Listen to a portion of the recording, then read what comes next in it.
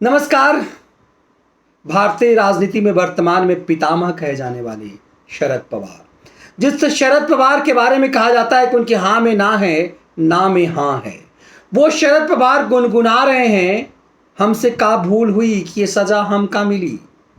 दरअसल मराठी दैनिक तरुण भारत ने एक खबर छाप करके कोहराम मचा दिया है महाराष्ट्र में। ये जंगल की आग की तरफ फैल रहा है महाराष्ट्र में, लेकिन कोई इस पे कुछ बोलने को तैयार नहीं है।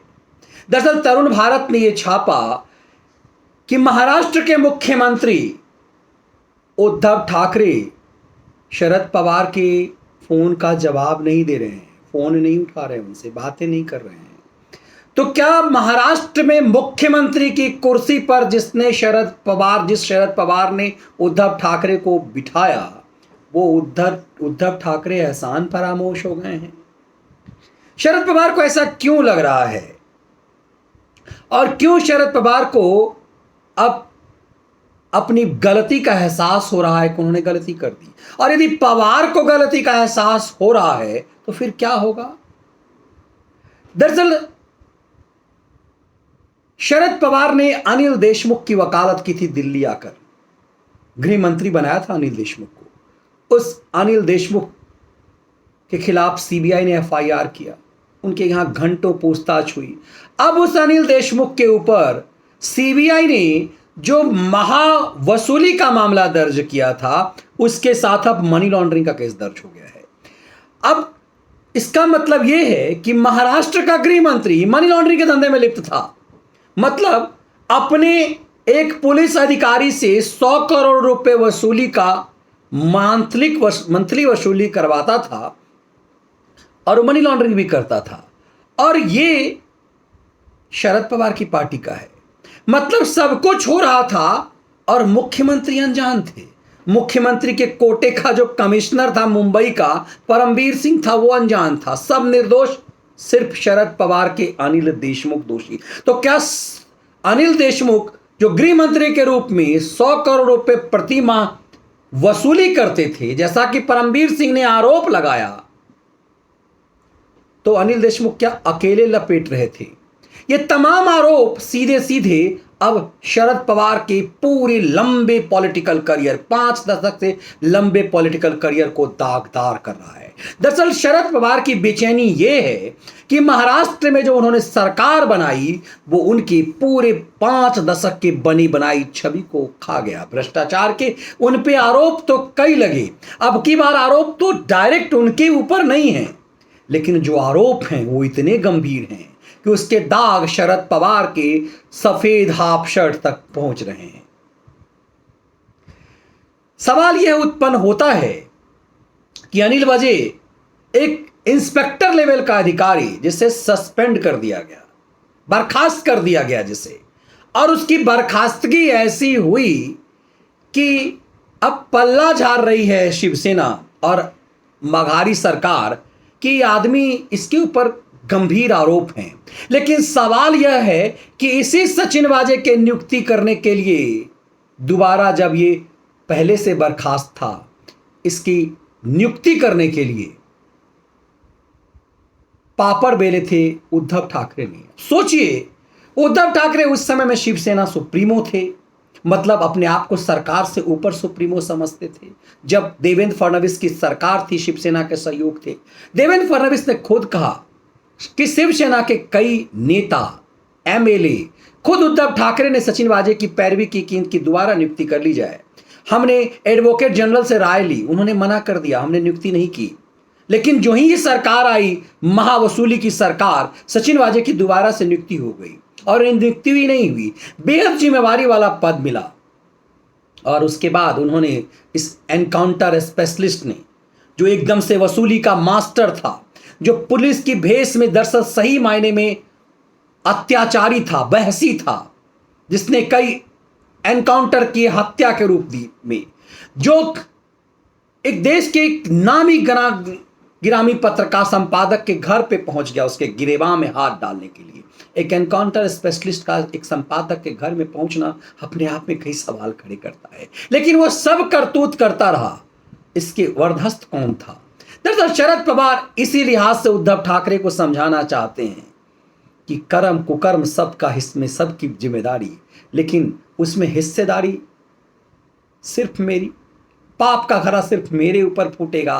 दरअसल शरद पवार की परेशानी इसी बात को लेकर के है कि परमबीर सिंह पुलिस कमिश्नर था, इसकी नियुक्ति की जिम्मेदारी, सचिन वाजे की नियुक्ति की जिम्मेदारी किसकी थी? सचिन वाजे की पैरवी उस समय के उद्धव ठाकरे यदि कर रहे थे तो एनसीपी तो विपक्ष में था, तो फिर सचिन वाजे कैसे महाराष्ट्र में गृह मंत्री के लिए काम कर रहा था जब वो उद्धव ठाकरे का शागिर्द था, क्योंकि उद्धव ठाकरे ही तो पैरवी कर रहे थे। अब तरुण भारत के इस लेख के बारे में, इस आर्टिकल के बारे में सवाल यह उत्पन्न होता है कि क्या महाराष्ट्र में, जिस महाराष्ट्र में कोई फेसबुक पे, कोई सोशल मीडिया पर भी कुछ लिख नहीं सकता, आप देखते होंगे अक्सर कार्रवाई उस पर होती है, तरुण भारत ने कैसे लिख दिया। और उस समय में जहां नित्य नए ढंग से सामना अखबार लिखता है, जिसने कभी सचिन वाजे के लिए कहा कोई एक ईमानदार ऑफिसर है, वो एक जिम्मेदार ऑफिसर है, तो फिर इसे बर्खास्त क्यों किया गया? ये तमाम सवाल कटघरे में ही नहीं खड़ा करता महाराष्ट्र की वसूली सरकार।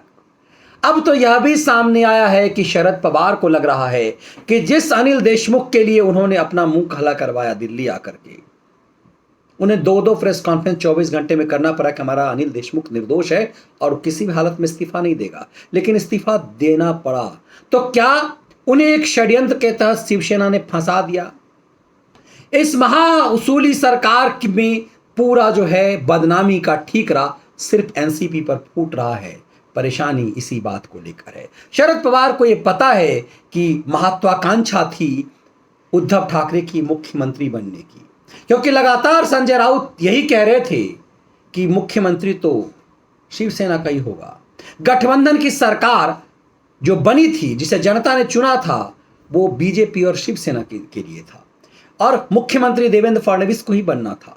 लेकिन जब परिणाम आए तो शिवसेना ने खेला कर दिया और कहा कि मुख्यमंत्री तो शिवसेना का ही बनेगा। यह शर्त इतनी भारी थी कि इस पर गठबंधन तोड़ा गया और विरोधी दल के पास, जिसके खिलाफ चुनाव लड़ी शिवसेना, उसके साथ मिलकर सरकार बनाने लगी। और ये बिना शरद पवार के सहयोग से हो नहीं सकता था, क्योंकि वो शरद पवार ही थे जो कांग्रेस और शिवसेना जैसी दो अलग अलग ध्रुव की पार्टी को एक मंच पर ले आई कि महावसूली होगी तो सबकी हिस्सेदारी होगी। सरकार बनी तो क्रेडिट शरद पवार की, लेकिन मौज उद्धव ठाकरे ले रहे हैं। शरद पवार की परेशानी इस बात को लेकर के है। सीबीआई जांच कर रही थी अनिल देशमुख के खिलाफ महावसूली के मामले में, 100 करोड़ की वसूली के मामले में। अब मनी लॉन्ड्रिंग का केस, ये केस दरअसल चूल्हे हिला रहा है एनसीपी का कि एनसीपी किस मुंह से शरद पवार अब चुनाव में वोट मांगने जाएंगे। इसलिए शरद पवार चाहते थे थोड़ा सा टाइट किया जाए उद्धव ठाकरे को, लेकिन उद्धव ठाकरे फोन उठाने को तैयार नहीं, बात करने को तैयार नहीं। ये बात महाराष्ट्र की एक मराठी अखबार ने जारी किया है। निश्चित रूप से ये खबर महाराष्ट्र में जंगल की तरह, में आग की तरफ फैल रहा है, लेकिन कोरोना उस पर एक ऐसा धुंध है जिसने इस खबर को दबा दिया है। लेकिन ये आग दबने वाली नहीं है, ये महाराष्ट्र की महावसूली सरकार को जलाकर खाक करने वाली है। क्या कोई शरद पवार बड़ा दांव चलने वाले हैं? क्योंकि माना जाता है कि शरद पवार का अगला दांव कैसा होगा, क्या होगा, कोई नहीं जानता। एक कहावत चालाक आदमियों के लिए कही जाती है, वो शरद पवार के लिए भी कही जाती है कि उनका अगला पांव कहाँ जाएगा, उनका दायां पांव कहाँ जाएगा, उनके बाएं पांव को नहीं पता। तो शरद पवार क्या चलने वाले हैं? शरद पवार क्या उद्धव ठाकरे को मुख्यमंत्री की कुर्सी से उतार देंगे तो बनाएंगे किसे? क्या ठाकरे से बड़ा प्यादा उनके सामने कोई है, या फिर खुद उस कुर्सी पर बैठेंगे? महाराष्ट्र में बहुत कुछ होना है, देखते जाइए। यदि विश्लेषण पसंद आ रहा है तो चैनल को लाइक और सब्सक्राइब जरूर कीजिए और उस बेल आइकन को दबा दीजिए ताकि आपको नोटिफिकेशन नियमित मिल सके। और यदि आप लाइव विश्लेषण सुनना चाहते हैं तो द मनीष ठाकुर शो के साथ साथ अब द व्यूज़ मीडिया को सब्सक्राइब कर लीजिए ताकि आपको नियमित रूप से हमारा लाइव विश्लेषण मिल सके महत्वपूर्ण विषयों पर। बहुत बहुत धन्यवाद। अपना ध्यान रखिएगा। नमस्कार।